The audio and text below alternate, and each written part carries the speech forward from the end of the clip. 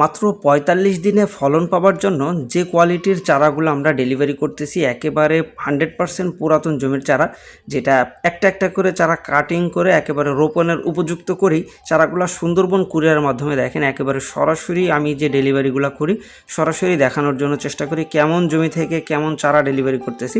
আজকেও সেটাই তুলে ধরবো ইনশাল্লাহ।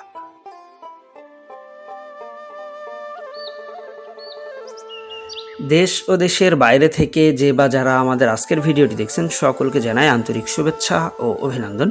প্রিয় দর্শক, বরাবরের মতো সরাসরি আজও আমরা আমাদের লতিরাজের একটা ভিন্ন জমিতে, মূলত এই জমি থেকে আমাদের মাতৃ গাছগুলা আরও 4 মাস আগে আমরা উঠাই ফেলছিলাম, আর শুধুমাত্রই চারা তৈরি করার উদ্দেশ্যে আমাদের এইখান থেকে মাতৃ গাছগুলো উঠানো। আর ইতিমধ্যে কিন্তু আমাদের প্রায় 1 লক্ষ চারা এখানে রেডি আছে, আর যার জন্য আমরা প্রতিনিয়ত ডেলিভারি করতেছি। আপনাদের দোয়াতে প্রায় প্রতিদিনই 10 থেকে 12,000 চারা আমাদের ডেলিভারি হচ্ছে। তা যারা আছেন এই চারাগুলো সংগ্রহ করতে আছেন বা ইতিমধ্যে অনেকেই প্রশ্ন করছে ভাই চারার রিজার্ভ কতদিন আছে বা আগামী 1 মাস পরে আমি পাবো কিনা, ইনশাল্লাহ ভাই চারা দিতে পারবো, কারণ প্রতিনিয়ত আমাদের ডেলিভারিটা আসেই। আর আপনাদের দোয়াতে প্রায় 56 থেকে 57টা জেলাতে আমাদের চারাগুলো আমরা ডেলিভারি করতেছি।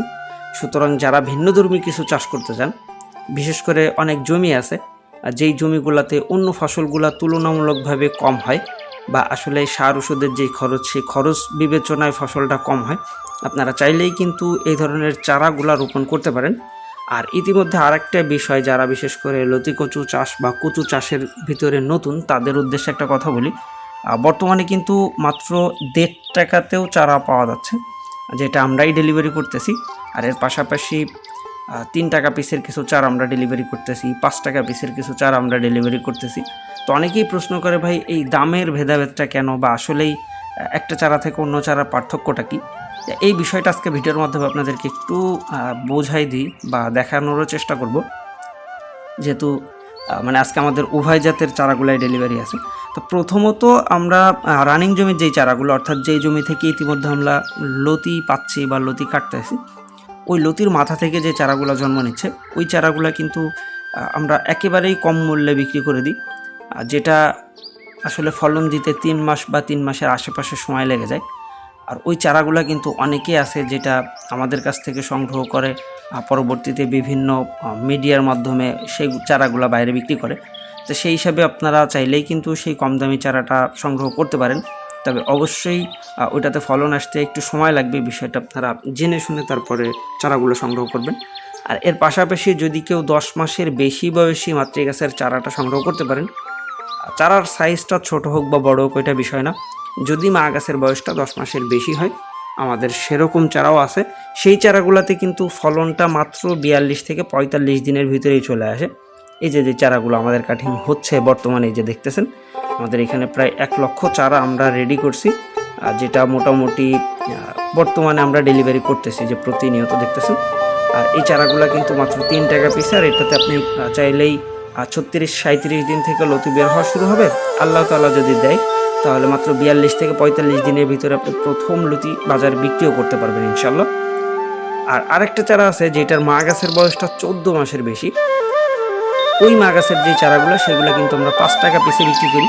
অনেকে আছে যারা ছাদ বাগানে বা বাড়ির আঙিনায় অল্প পরিসরে যারা চাষ করতে চায়, তারা কিন্তু ওই ধরনের চারাগুলো সংগ্রহ করে। আর অনেকে প্রশ্ন করে ভাই লতির ফলনটা ভালো পাওয়ার জন্য কেমন জমি নির্বাচন করতে হবে।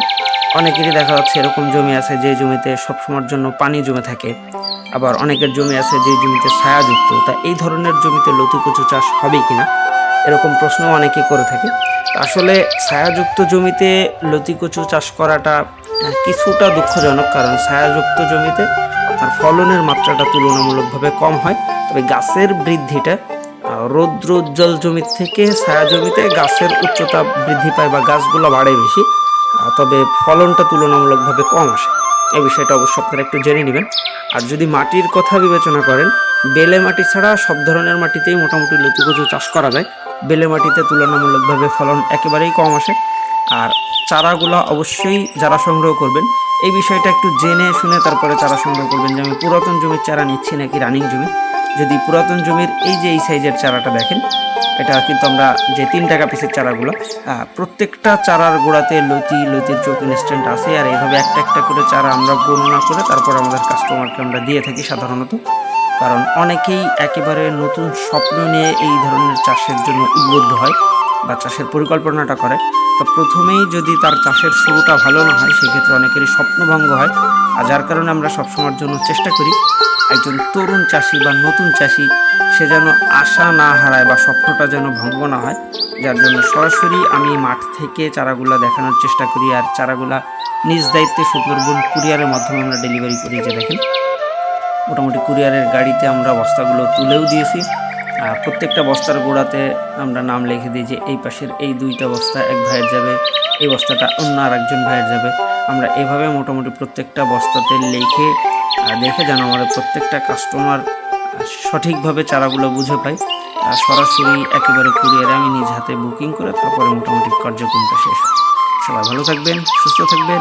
আল্লাহ হাফেজ।